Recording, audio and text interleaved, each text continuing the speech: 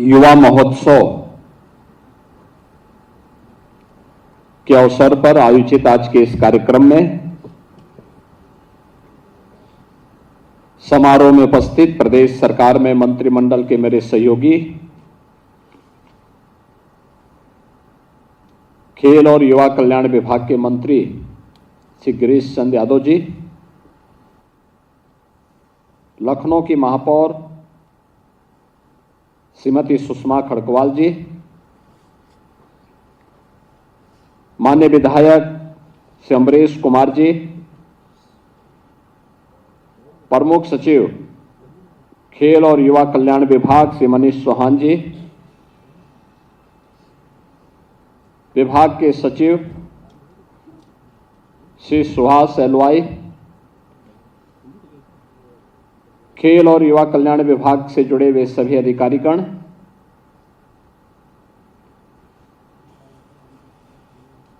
प्रदेश के अलग अलग जनपदों से उपस्थित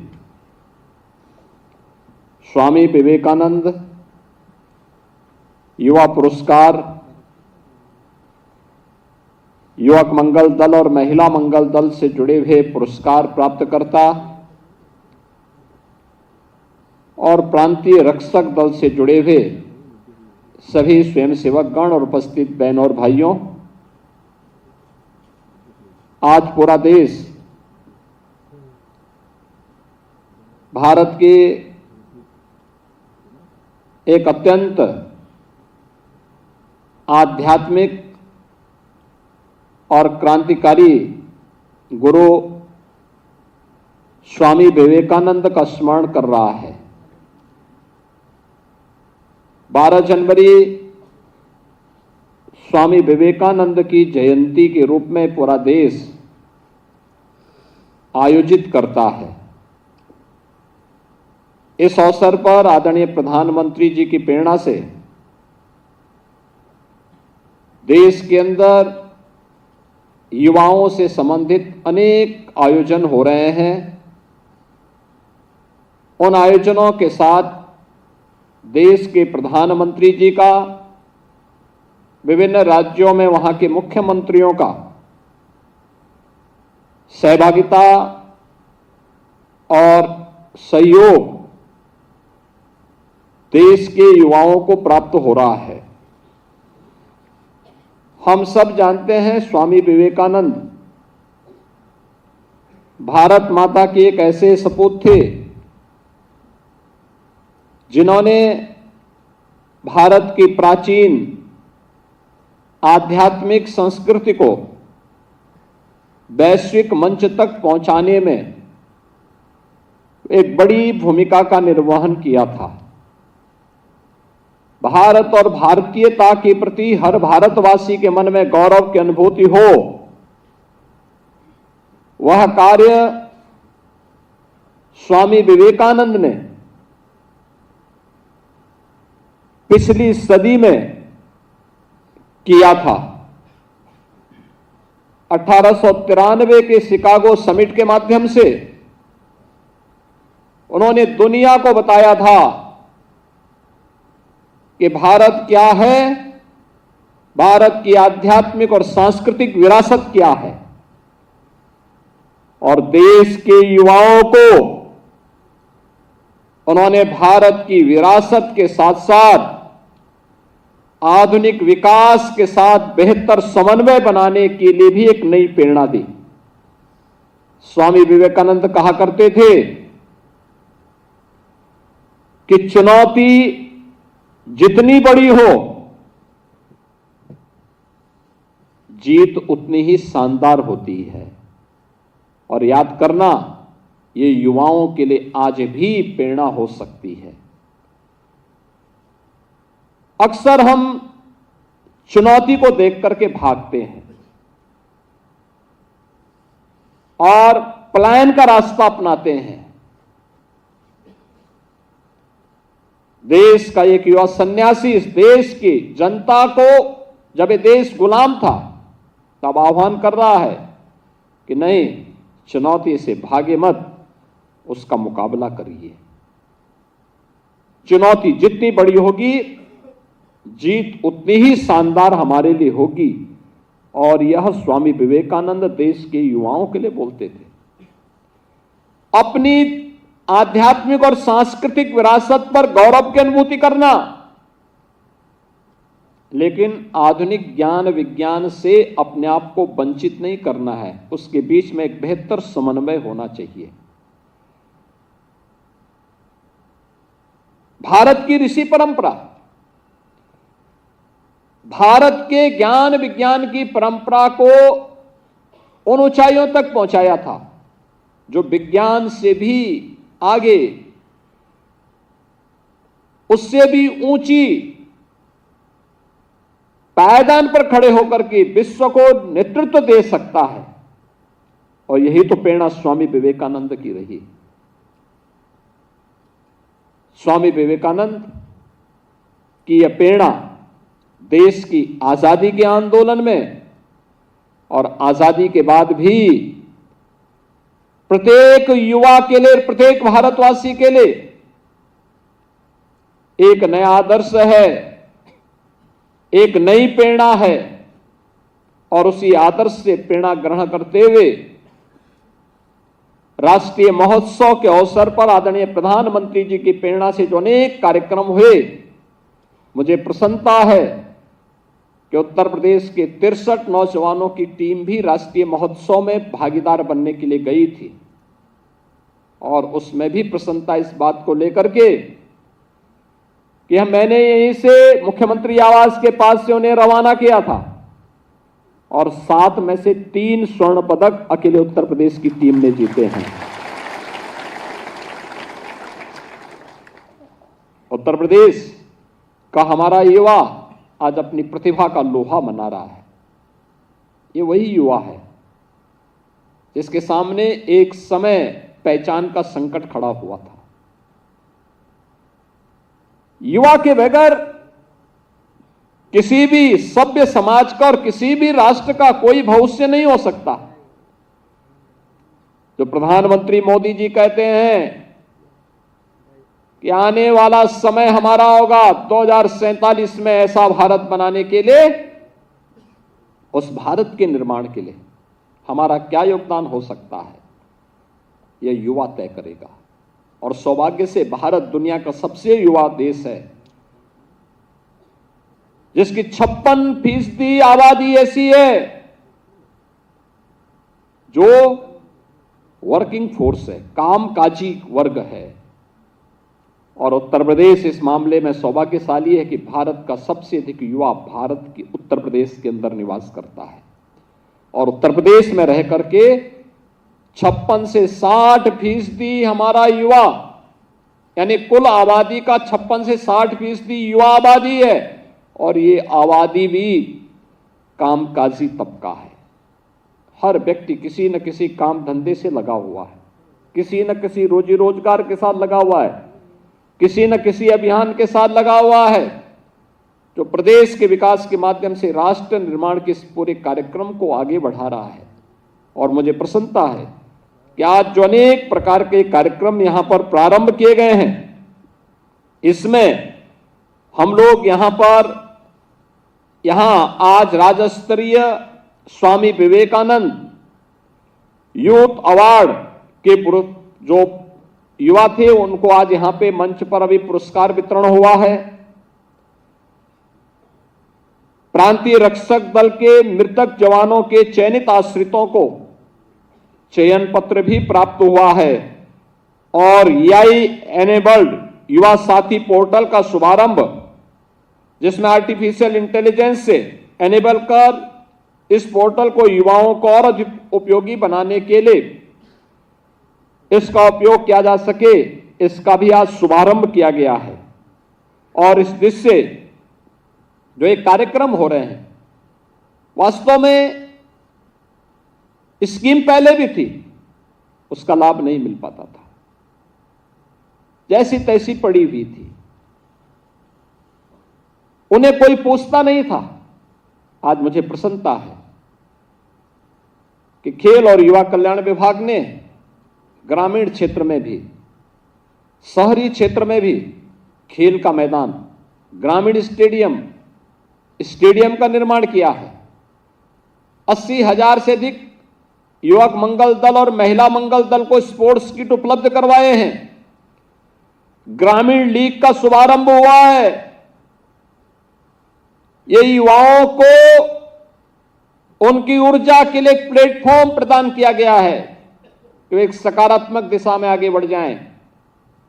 याद रखना, जिस देश का भविष्य युवा, जिस देश का युवा अपनी जवानी में ही नशे की चपेट में आ जाए, उसका कोई भविष्य नहीं हो सकता। याद रखना, ये नशा नाश का कारण बनता है और नशे से दूरी, लोगों में जागरूकता पैदा करना इसके बारे में कि नहीं, किसी भी प्रकार का कोई नशा है, इसको समाप्त करना और नशा करवाने वाले गिरोह को नेस्तनाबूद करने के लिए भी उतनी शक्ति के साथ कार्य करना, ये युवक मंगल दल और महिला मंगल दल का दायित्व है कि वह स्थानीय प्रशासन के साथ मिलकर के अपने स्तर पर भी इसके खिलाफ अभियान चलाए। इसके लिए एक सकारात्मक ऊर्जा के लिए गांव-गांव में खेल के मैदान को प्रोत्साहित करना, गांव-गांव में खेल का मैदान और खेलकूद की गतिविधियों को आगे बढ़ाना। गांव में ही हो, खेल तो हर तबके का व्यक्ति कर सकता है। कोई दौड़ सकता है, कोई फुटबॉल खेल सकता है, कोई वॉलीबॉल खेल सकता है, कोई क्रिकेट खेल सकता है, कोई कुश्ती खेल सकता है, कोई रस्साकसी के ही कार्यक्रम के साथ जुड़ता है। मनोरंजन भी है, साथ साथ व्यक्ति को अपने स्वयं के शरीर को फिट रखने के लिए एक अभियान भी। कितना रोचक होगा जब गांव में महिला और पुरुष आपस में ही रस्साकसी करें, देखते हैं किसमें ताकत है। यह भी प्रदर्शन होना चाहिए, क्या बुराई है। अगर युवा आपस में ही गांव में वॉलीबॉल की टीम बना करके खेलने लग जाएं, कबड्डी खेलने लग जाएं, खो खो खेलने लग जाएं, क्या बुराई है। और फिर गांव की एक टीम बना करके वो दूसरे गांव के साथ कंपटीशन करें, फिर वे गांव की दोनों गांव न्याय पंचायत स्तर पर एक टीम बने, वो ब्लॉक स्तर पर कंपटीशन में भाग ले। ब्लॉक स्तर की प्रतिस्पर्धा की टीम फिर एक टीम के साथ जोड़ते हुए वह जनपद स्तर पर, और जनपद स्तर की टीमें मिलकर के कमिश्नरी स्तर पर, कमिश्नरी स्तर की टीम प्रदेश स्तर पर प्रतिस्पर्धा में भाग लेती है। तो कौन भारत को अंतर्राष्ट्रीय मंच पर, ओलंपिक हो, एशियाड हो, कॉमनवेल्थ हो या किसी भी इंटरनेशनल चैंपियनशिप में भारत को, कौन ऐसा देश होगा जो पदक लेने से वंचित कर पाए। भारत अवश्य पदक लेगा, लेकिन इसकी शुरुआत गांव से होनी चाहिए। और युवक मंगल दल और महिला मंगल दल इसमें बड़ी भूमिका का निर्वहन कर सकता है। गांव में स्वच्छता के कार्यक्रम को चलाना, ट्यूबरक्लोसिस के खिलाफ एक अभियान चल रहा है। प्रधानमंत्री जी ने कहा 2025 तक टीबी को पूरी तरह समाप्त करना। इसके लिए ऐसे मरीजों को चिन्हित करना, उनको दवा उपलब्ध कराना, फ्री में उपचार है। ऐसे परिवारों के लिए भरण पोषण के लिए पैसे की व्यवस्था है, उनको जोड़ने का काम करना। कितना बड़ा काम हो सकता है। इसमें आप भी सहयोग कर सकते हैं। युवक मंगल दल और महिला मंगल दल को सहयोग करना चाहिए, खेलकूद की गतिविधियों को बढ़ावा देना चाहिए, नशे के खिलाफ अभियान चलाना चाहिए, स्वच्छता के कार्यक्रम को प्राथमिकता के आधार पर आगे बढ़ाना चाहिए, जल संरक्षण के कार्यक्रम में भाग लेना चाहिए, लोगों को प्रेरणा देनी चाहिए। कितना बड़ा काम आप कर सकते हैं। यह कार्य हमें पूरी ईमानदारी और प्राथमिकता के साथ आप करेंगे, कोई संदेह नहीं कि हमारा देश फिर से प्रधानमंत्री मोदी जी के संकल्पों के अनुरूप, उनके विजन के अनुरूप 2047 के पहले दुनिया की सबसे बड़ी ताकत बनकर के उभरेगा, सबसे बड़ी ताकत बनकर के उभरेगा। और उस दिशा में हम सबका एक सामूहिक प्रयास होना चाहिए। और मुझे प्रसन्नता इस दिशा में आज ग्रामीण और शहरी क्षेत्र में स्टेडियम का निर्माण का कार्य तेजी के साथ आगे बढ़ा है। बहुत अच्छे कार्य हो रहे हैं। मैंने कुछ स्टेडियम के उद्घाटन के लिए मैं स्वयं भी गया था। कुछ खेलकूद की गतिविधियां भी हों। स्टेडियम इसलिए नहीं कि केवल वहां एक औपचारिकता के लिए हो जाए, वहां कुछ खेलकूद की गतिविधियां हो, मैदान हो, अन्य कार्यक्रम हो, उसको हमें आगे बढ़ाना। ऐसे ही प्रदेश के अंदर राज्य स्तरीय स्वामी विवेकानंद यूथ अवार्ड, इससे संबंधित जो विभिन्न प्रकार के कार्यक्रम हुए हैं, जिसमें युवक मंगल दल उदयपुर वाराणसी, युवक मंगल दल हाटा खास जनपद सिद्धार्थनगर, युवक मंगल दल इब्राहिमपुर कुसमा अंबेडकर नगर, और महिला मंगल दल में महिला मंगल दल सुरहती जालौन, महिला मंगल दल स्वार रामपुर, महिला मंगल दल कनकहा लखनऊ, इन्हें पुरस्कार दिया गया है, यहां सम्मानित किया गया है। मैं इन सबको हृदय से बधाई देता हूं और इनकी रचनात्मक गतिविधियों के लिए इनको हृदय से अभिनंदन भी करता हूं। व्यक्तिगत श्रेणी में श्री अर्शप्रीत सिंह झांसी, अमन बागपत, अर्पिता सिंह गोरखपुर, अजीत कुमार सोनी चंदौली, सुंदरम तिवारी प्रतापगढ़, सत्यदेव आर्य बरेली, सिद्धार्थ राय गाजीपुर, स्वेच्छा श्रीवास्तव गोरखपुर, अक्षय शुक्ला उन्नाव, आर्यन गौड़ बुलंदशहर, इन्हें भी यहां पे भी मंच पर सम्मानित किया गया है। इन सबको भी मैं हृदय से बधाई देता हूं और इनका अभिनंदन करता हूं। इसके अलावा अन्य जो चयन पत्र भी दिए गए हैं, आपने देखा होगा, पीआरडी के जवान जो प्रांतीय रक्षक दल हैं, ये प्रांतीय रक्षक दल के गठन की कार्रवाई, इसका अपना एक इतिहास है। यानी यह 1948 में इसका गठन होता है। इसका काम था शांति एवं सुरक्षा व्यवस्था, विकास और जन जागरूकता आदि कार्यों में योगदान देना, सहयोग करना। और 35,000 जवान पीआरडी के वर्तमान में अलग अलग क्षेत्रों में कार्य कर रहे हैं, जिसमें विभागीय कार्यों के साथ 19,500 जुड़े हुए हैं। 6,900 यह विभिन्न उपक्रमों की व्यवस्था के साथ जुड़े हुए हैं, चाहे वह अन्य विभिन्न विभागों में ड्यूटी में हैं, और 300 से ऊपर ये भारत सरकार के उपक्रम के साथ जुड़े हुए हैं। पीआरडी के जवान, इनका थोड़ा प्रशिक्षण दिला दिया जाए, इनकी प्रैक्टिस अगर एक बार ट्रेनिंग के साथ जोड़ दिया जाए, बहुत सारी जगहों पर इनकी बड़ी भूमिका हो सकती है। और जैसे इस समय विभाग कर रहा है कि इन्हें आपदा राहत कोर का कार्य के साथ भी हम जोड़ें, आपदा मित्र के रूप में भी इनका उपयोग करें।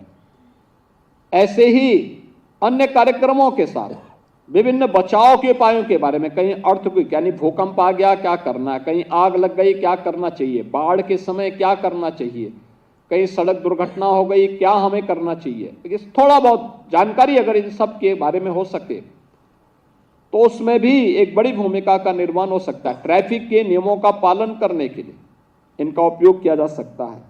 और यह इन्हें पहले कुल 250 रुपये प्रतिदिन इनको प्राप्त होता था मानदेय, जिसे 19 में हमारी सरकार ने 375 रुपये यानी 250 रुपये से 375 रुपये हमारी सरकार ने ही 19 में बढ़ाया था। और 2022 में इस राशि को 395 किया गया। आज पीआरडी के इन जवानों की सेवाओं को देखते हुए नए वित्तीय वर्ष में हम इस राशि को 500 रुपये प्रतिदिन के हिसाब से ड्यूटी भत्ता उन्हें देने की घोषणा कर रहे हैं। और मैं चाहूंगा कि ये सभी जवान और विभाग भी उनका उचित प्रशिक्षण दें। याद रखना अगर इनका प्रशिक्षण सही हो जाए, ट्रेनिंग ठीक हो जाए, तो हमें अभी 10,000 जवान तो केवल ट्रैफिक की व्यवस्था के लिए चाहिए। हर जनपद में हम लोग एक व्यवस्था बनाने जा रहे हैं कि आपदा मित्र हो। कहीं आग, कहीं भूकंप आ गया, कहीं बाढ़ आ गई, कहीं पे कोई अन्य एक्सीडेंट कोई हो गया, तो फर्स्ट रिस्पॉन्ड उनके माध्यम से हो। ये लोग जाएं, वहां पर जा करके अपना योगदान दे सके। लेकिन प्रशिक्षण आवश्यक है। इसके लिए क्या सावधानी बरतनी चाहिए, इसमें अगर वे जुड़ जाएं तो ये अच्छा कार्य इनके द्वारा किया जा सकता है और सरकार सुविधा देने को तैयार है। मुझे प्रसन्नता है कि अपने पीआरडी के इन 35,000 जवानों के लिए आज सरकार उनके मानदेय को बढ़ाने की फिर घोषणा कर रही है। अब आप सोचिए